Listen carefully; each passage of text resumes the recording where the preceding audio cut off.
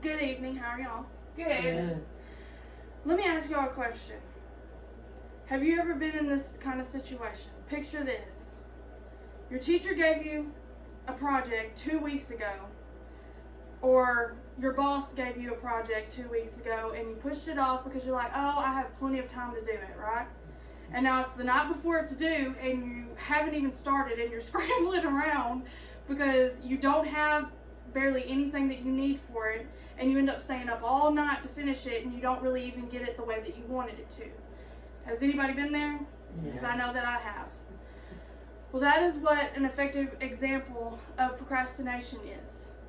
And today I want to talk to you about what procrastination is, what causes it, some things that cause it, and some steps on how you can fix it or work on getting better at it, because I know that that's a big issue that I have.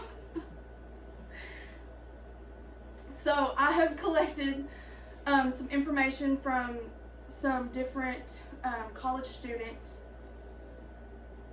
websites that have done studies for their own students at their colleges, such as Princeton University is one of them, over some of the reasons why their students procrastinate so much. So the first part,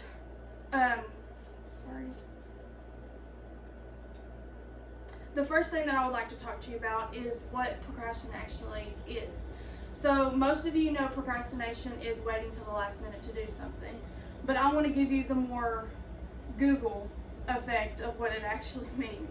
So it is derived from the Latin verb procrastinare, if you've ever heard of that, which means to put off until tomorrow.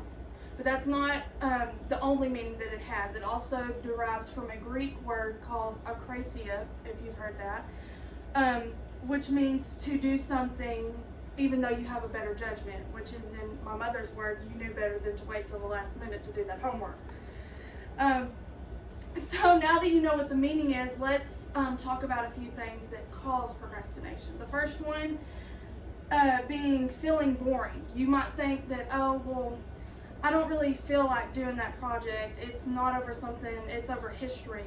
Like me, I would not be interested in doing that. So that would be a cause for you to tend to push something off and wait till the last minute. The second thing is not believing in yourself. Some people think, oh, well, that project is too big for me, or that job title is too big for me. I'm not going to fill the application out. I don't want to do it. And then when the time comes for you to actually get that done, you might not even complete it because of the lack of believing in yourself. The third thing would be fear or anxiety. If any of you are like me and you have a fear of shots, you put off your annual shots because you don't want to go to the doctor, or if you're scared of going to the dentist or just a regular doctor's appointment for fear of what your results from a test could be, you would push that off because you have a fear of what it, how it could end up. The fourth thing would be perfectionism. I had never really thought about this one before, but some people procrastinate because they are too much of a perfectionist. And they want to make sure that everything they have is perfectly, and when it's not made to their expectations, they tend to push it off until they can make it the way they want to, and then they end up not making the deadline for whatever it is that they were trying to do. And the last thing is distractions. If you have kids, if you have a husband, if you have friends that are like, oh, let's go out and party, you can study for that exam later. Those are distractions. So you don't get whatever you were supposed to get done on time because you've let something else get in the way of your focus of doing that task. So now that we've talked about those and you know what the meaning of procrastination is and some causes, I would like to talk to you about some of the steps that I think would maybe work to helping you get better at not procrastinating. The first obvious thing that I really need to work on is time management. Maybe get you a planner if you have a planner, or if you have a big marker board that has a calendar on it. Mark down everything that's due, what you need to get done, and maybe I suggest maybe doing the stuff that you don't really want to do that first. That way the stuff that you're more interested in, or oh, that'll be easy to get done, you can do that later, and then by the time that you get through all that, you don't have anything else to do. The second thing would be to motivate yourself. Even It's all about self-motivation. So when you're doing something, you're like, I don't really want to do that, try to keep yourself in a positive mindset. That way you can be like, okay, well, if I get it done, then it'll be done and I can move on to something else. The third thing would be for maybe, like I said, about having fear, anxiety, would to be to alter your perspective.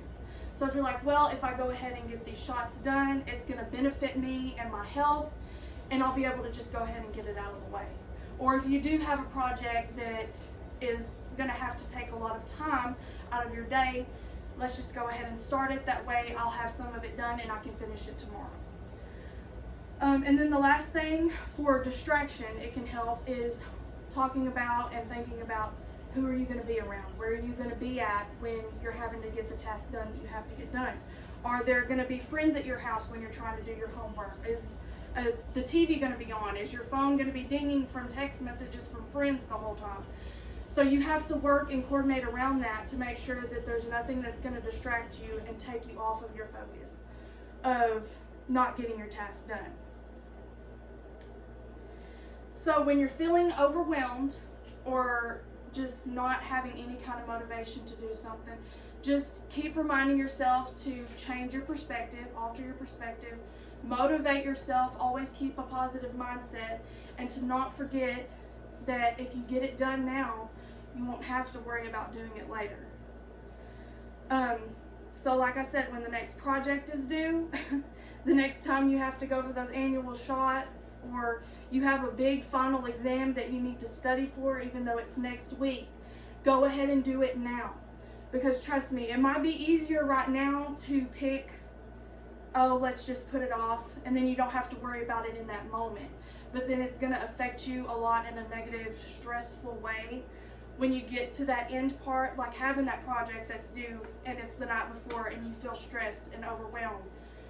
So just think about pushing yourself through, alter your perspective, and get it done.